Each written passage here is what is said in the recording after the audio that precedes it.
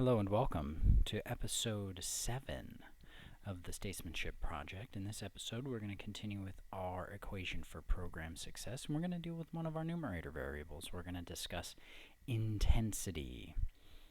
So what is intensity? As you know, like it sounds, pretty straightforward. It's how intensely you are exercising, you are training.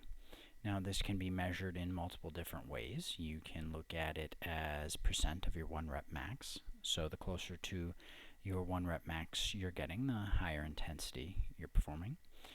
You can look at it as a rate of perceived exertion. So the closer to 10 you get, on a scale of 1 to 10, 10 being the hardest, the more intensely you're working out.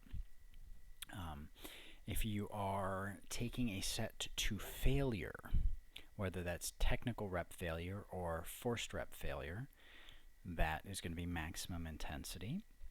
And if you're doing something that is an AMRAP, as many rounds as possible, and you're actually pushing yourself to complete as many rounds as possible, that is also going to be extremely high intensity. And so you can train at this level, certainly, but we have to understand the impact that that has on our body and the necessity for recovery and adaptation that is prompted by it.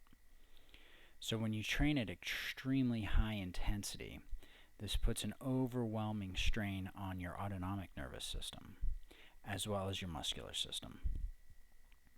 It's not going to be too much more of an overload on your somatic nervous system, as you know, if it's 10 reps, it's 10 reps as long as your form is good. Now, it can actually have negative effects on your somatic nervous system if your form breaks down, because then you're conditioning poor reps as well as decent reps. And that's something that we have to worry about and consider when investigating intensity. Is our form being compromised in order to perform more repetitions? And if so, what impact is that having on our performance? If it's something like a complex movement like a deadlift or a power clean or something like that, and our form breaks down, we're going to eventually hurt ourselves, which is dangerous. However, if it's like a biceps curl where it's an isolation exercise and you're using a machine, especially if you're using a machine, a forced rep or rep failure doesn't necessarily impact the system as negatively. So that's something to keep in mind when we're training at the highest levels of intensity. And so when we're training at the highest levels of intensity, we have to give our body that much more time to recover and then adapt. So what we have to understand is that with recovery, we start at 100% and we're tearing ourselves down. If you're doing something like easy strength, you might only drop to like 90%. And so it's really easy to recover that 10% back and then adapt an additional 5%. Again, these numbers are hypothetical. They're arbitrary, but they're conceptual, so that you understand the idea that I'm trying to communicate. And so what we end up with is when you do something that's extremely high intensity and you're going to end up breaking yourself down to 70, 60, 50% at a minimum, and if you're doing multiple exercises to failure, you could completely exhaust yourself to the point where you're at like 5 or 10%, where you literally have to sleep for like 3 hours after your training session before you can function properly, just so you get enough recovery back so that you can operate properly. And so there are a number of people that advocated this type of high intensity training, Mike Menser being the prominent one in my mind, because he took it to, I think, its absolute extreme. And he broke intensity down, he broke the training sessions down into sessions for, he broke down into specific body parts. So you would do just legs on one day, and you would do just chest on one day, and just back on one day. Like I think he did shoulders in with legs, that type of thing. And so you are taking to failure only certain muscle groups, and so the necessity for recovery is not as high. You might take your legs all the way down to 10%, but your upper body is still okay, and you have some more energy overall to work with. And then you have someone like Arthur Jones, who pioneered the idea of high-intensity training and also developed Nautilus systems, who advocated training your whole body, taking one set for each exercise, like 10 exercises, total body to failure 3 times a week, 1 set though. So the volume was extremely low and the duration was extremely low. And the frequency was moderate. So 3 times a week, that's a moderate frequency. And then the intensity was relatively high. And so again, presuming that your body can adapt, can recover from that training and adapt, you're still going to end up with a successful program. Menser took intensity even higher, but reduced the duration and reduced the frequency even more. So he would train every 4 days, every 5 days, even every 6 or 7 days. He advocated for naturals, people that weren't on drugs, to train every 7 to 9 days, depending on how their body adapted to the training, because the intensity was so high.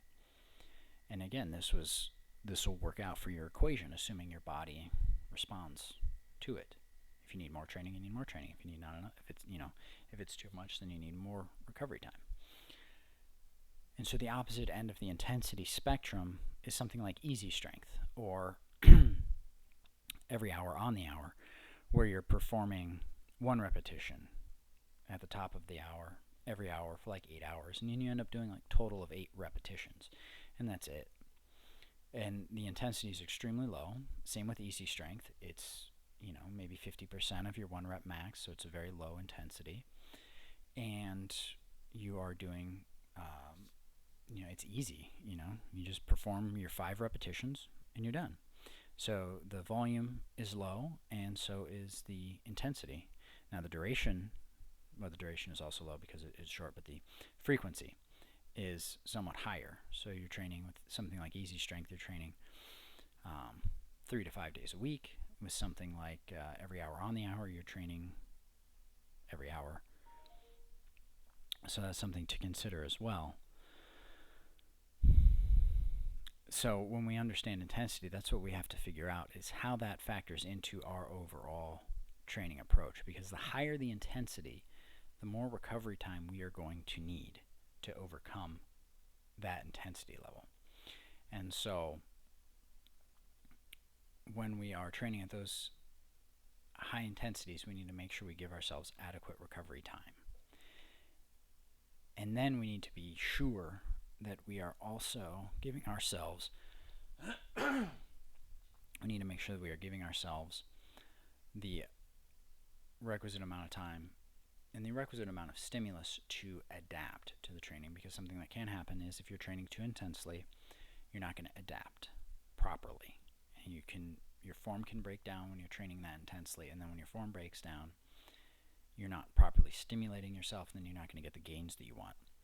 So these are factors that we have to consider. If intensity is very high, we're going to need more time for recovery. And if intensity is very high, we need to make sure that our form is not breaking down in order to meet the demands of the program, so that our body adapts to the program and we have a successful program. I hope this makes sense. I hope it helps. If you have any questions, feel free to leave them below. And we'll probably talk about frequency next time. And until then, have a good day.